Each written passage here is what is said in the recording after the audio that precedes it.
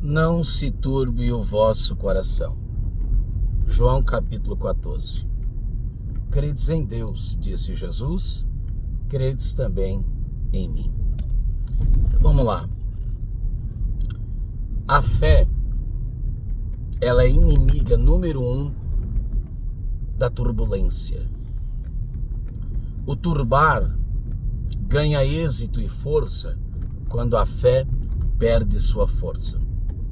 A fraqueza da fé fortalece a turbulência.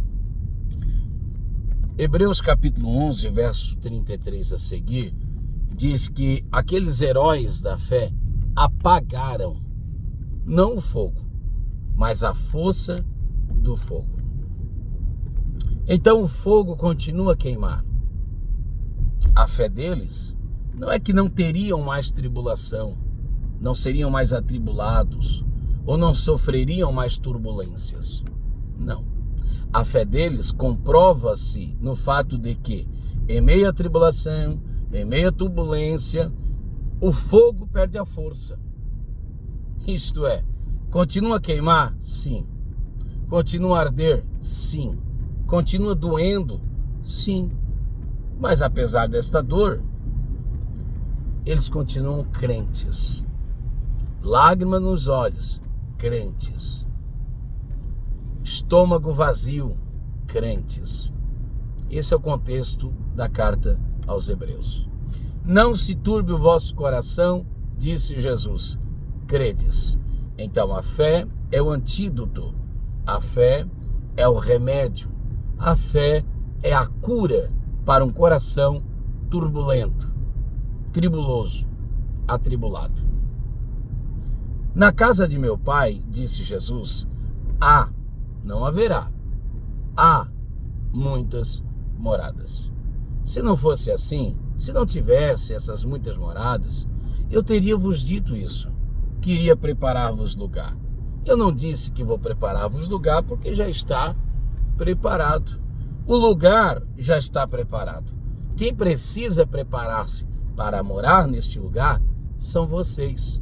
Palavras de Jesus. Para tanto, credes em Deus, mas credes, disse Jesus, também em mim. Credes no que eu vos digo. E o que é que eu estou dizendo-vos? Jesus estava dizendo-nos que iria e que retornaria. Credes em Deus.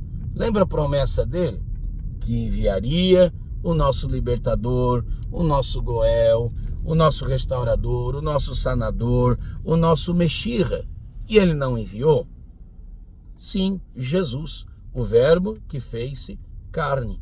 Então, assim como Deus fiel foi em suas palavras e promessas e cumpri-las, também Jesus será fiel em cumprir o que acaba de prometer. Assim como a promessa de que Jesus viria e de fato ele veio, assim também a promessa de que ele regressará e um dia ele voltará outra vez, para que aonde eu estiver, disse Jesus em João ainda 14, estejais vós também. A partir do capítulo 13, verso 31, são as últimas palavras de Jesus. É a última semana, cronologicamente falando, da vida de Jesus. São os últimos atos de sua preciosíssima, de sua incomensurável, incomparável, inequiparável existência. O mundo só é quem é graças a Jesus. São suas últimas palavras. Ele vai ser traído, ele vai ser vendido, ele vai ser chicoteado, ele vai ser crucificado, enfim. Ele sofrerá duramente, amargamente, ele vai passar pela prensa de azeite, tudo isso crucificado, madeiro cruento. Aí eu pergunto-lhes, quem é que precisa de consolo? Humanamente falando, Jesus. É ele que vai ser chibateado, é ele que vai ser crucificado, é ele que vai ser angustiado, é ele que vai ser traído, é ele que vai ser coroado com uma coroa em glória de espinhos. Seus punhos, mãos e pés serão pregados, fixados Então quem precisa de consolo? Jesus. Quem está ofertando consolo? Jesus. Você entende que Jesus maravilhoso é esse nosso? Ao invés de exigir consolo, ele oferece. Ao invés de exigir, ele se exige e ainda franqueia, graciosa e maravilhosamente. Que Jesus maravilhoso é esse nosso. Hoje, dia 31 de maio do ano de 2025, véspera de 1º de junho, já estamos na metade do ano. Amanhã, lição de número 9, se estudará justamente isso. Jesus, o caminho, pátio do templo. Jesus, a verdade, interior do templo. Jesus, a vida, santo dos santos. Jesus, o caminho, singular. Jesus, a verdade, singular. Jesus, a vida. Jesus, a e a, artigo definido. Não é um caminho, não é uma verdade, não é uma das maneiras, filosofias de existência.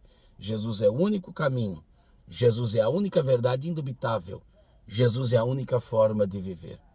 Amanhã se estudará essa lição. Passo aqui hoje para deixar um pensar sobre a mesma. Não esqueça, ele é o Consolador. Consolador. Nós queremos ter o consolo, necessariamente precisaremos ter a dor. Consolo da dor. Consolador. Hoje meu avô completa 95 anos de idade. Mais tarde nos reuniremos em família, a fim de tributar a Deus louvores pela sua existência. 95 anos de idade. 25 anos de fé professa na pessoa una e singular de Jesus. Mas desde que existiu como gente, os testemunhos que nos chegaram sempre foi de um indivíduo que tentou, via religião, viver acima da mediocridade, viver de uma maneira muito moral, muito digna, até que um determinado ponto de sua existência, apesar de todos os seus predicados, foi convencido que precisava de um Salvador e aceitou a Cristo e tem servido com muita galhardia, com muita honradez, né? Tem servido realmente de uma maneira digna de exemplificação, um cristão exemplar. É a partida de Jesus. Sua ida estava próxima. Não espera-se nada diferente de alguém que, por mais que nós amamos, neste caso meu avô paterno, com seus 95 anos de idade. Então é óbvio que a sua partida, pela lógica humana, se aproxima. E eu tenho certeza que Alá Jesus, como consolou os discípulos antes de sua partida, ao invés de por eles ser consolados, todo o encontro que temos com meu avô, Manuel Antônio João, sempre acontece isso. Sempre acontece isso. Ao invés de nós o preparar ou consolar, uma pessoa de 95 anos de idade, né? Completados hoje. Não, é sempre ele que nos incentiva, que nos motiva e que nos consola. Então, volta ao verso 1. Não se turbe o vosso coração. Credes em Deus, credes também em mim. A fé. Viu? A fé é o antídoto para um coração tribuloso, turbulento. Converse com o meu avô. Característica de alguém tão calmo. Parece que não sente uma dor. Parece que não teve que, a duras perdas, né? E com muito suor no rosto, criar 5 filhos, entendeu?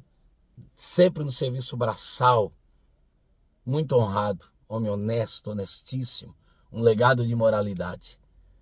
Nem parece que passou por tudo isso, né? Livramentos, vida, existência, luto, tanta coisa. Mas um coração sorridente, calmo. Por quê? Porque a fé em Deus. A fé em Deus, glória a Deus. A fé em Deus é o antídoto e o remédio para um coração atribulado. Então, tudo que você não encontra ali é turbar. É calmo, meigo e sereno. Que Deus te abençoe em nome de Jesus. Amém.